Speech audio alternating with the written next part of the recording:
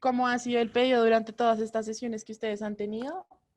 Nos parece muy importante señalar que, en efecto, el trabajo que ustedes hacen, primero es muy importante en los territorios, porque acompañar a mujeres y también ser nosotras mismas las mujeres que hemos tenido que sobreponernos a situaciones de violencia, tiene un impacto muy significativo en el territorio, ¿no? Ustedes lo saben más que nosotras. Se crean hitos en la defensa de los derechos de las mujeres y eso está hecho por ustedes, por las organizaciones de base.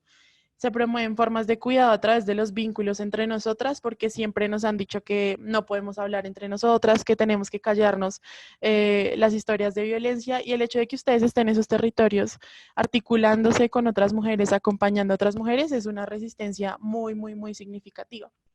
Eh, Sin embargo, reconociendo la importancia de ese trabajo, también es muy importante señalar que no solo nos requiere tiempo, no solo nos requiere recursos, no solo requiere dedicación 24/7, sino que además nos requiere mucho, mucho, mucho trabajo emocional. Y es lo que decía Karina hace un rato, que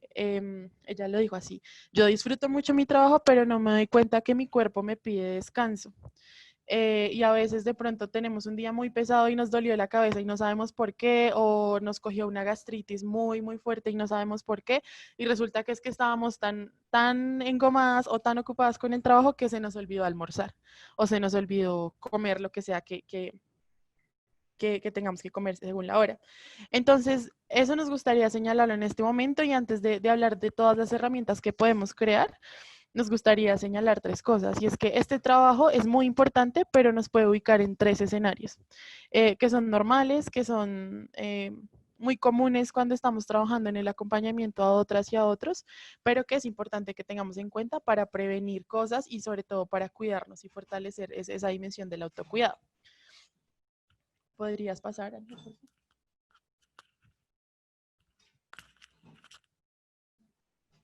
Entonces, lo primero, el primer escenario, que creo que es algo que nos ha pasado a todas, que es muy normal, que creo que es algo que además es muy positivo, y es que este trabajo de acompañamiento, este trabajo de articular personas en los territorios y trabajar desde ahí, nos moviliza un montón nuestras experiencias propias, nuestra historia propia, las cosas que nos han pasado en relación al tema con el que trabajamos. Ustedes trabajan acompañando a mujeres víctimas de violencia, y en algún momento eso ha conectado con nuestra propia historia, si alguna vez hemos sido sobrevivientes o víctimas, pero también nos se conecta con unas preguntas muy profundas sobre el sentido de lo que hacemos, sobre la impotencia que sentimos, la sensación de injusticia. Y esto, digamos, es muy importante porque nos moviliza siempre a buscar posibilidades. En ese sentido, yo sé que muchas de ustedes constantemente están ubicándose en esperanzarse alrededor de lo que ustedes hacen, y lo que ustedes hacen es muy importante, justamente porque esto mueve cosas mucho más profundas que otro tipo de trabajos. Poder escuchar la historia de una mujer y después poder acompañarla y ver que hay cosas que suceden después de eso, que esta mujer puede, no sé, se salvan vidas en lo que ustedes hacen. Eso nos moviliza nuestras propias experiencias, y eso es fundamental para mantener siempre como la motivación en el trabajo. Sin embargo, entonces aquí paso al escenario número 2,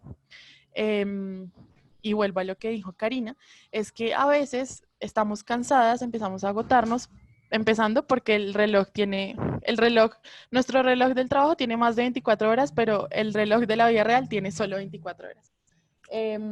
Empezamos a agotarnos y el cuerpo nos lo dice, pero no nos damos cuenta. Y resulta que, por un lado, escuchar constantemente historias de violencia, estar constantemente contestando el teléfono, no importa la hora, yendo a un lugar, acompañando a las mujeres en asesoría psicosocial, en asesoría jurídica,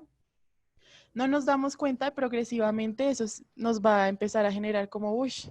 ya lo he escuchado toda la semana, he escuchado esta historia muchas veces y tal vez no me siento tan motivada para acompañar esta vez. Pero sí, total, esto de sentir que estamos acompañando constantemente, a veces no nos damos cuenta en qué momento empezó a afectarnos de pronto un poco más de lo que necesitamos para poder seguir haciendo nuestro trabajo, pero para poder seguir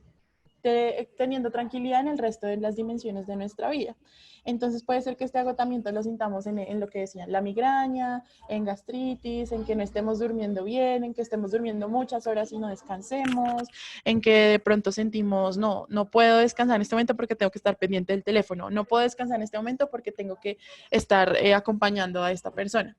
Y eso pues tiene como un nombre, digamos, y más allá de que suene como a diagnóstico o a enfermedad, es más bien algo que podemos tener en cuenta y es una traumatización vicaria. ¿Qué significa esto? Que a veces nosotras podemos experimentar esas angustias, ese malestar que experimentan las mujeres que acompañamos por el simple hecho de estar escuchando estas historias constantemente y porque empezamos de alguna manera a identificarnos con ellas, es decir, somos mujeres, hemos sido víctimas de violencia, yo creo que todas las mujeres en mayor o menor medida, pero eso empieza como a afectarnos de una manera en la que de pronto ya no nos hace sentir tan tranquilas y ya no nos moviliza tanto como a la esperanza, sino más bien a la impotencia. Y empezamos a pensar, ¿será que sí estoy haciendo bien mi trabajo? ¿Será que sí soy buena en mi trabajo? Y bueno, pero entonces resulta que progresivamente podemos ir, si no trabajamos en esto, podemos ir evolucionando a un tercer escenario. Ángel, si puedes pasarlo, por favor.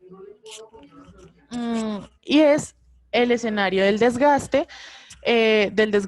emocional en el trabajo o lo que usualmente hemos escuchado como esta persona se quemó o me quemé del trabajo que estaba haciendo. Esto es súper común que pase en trabajos que tienen que ver con el cuidado de otras personas, desde profesionales de la salud hasta personas que cuidan niñas y niños, adultos mayores, acompañan a otras mujeres, acompañan a población sobreviviente o víctima de algún hecho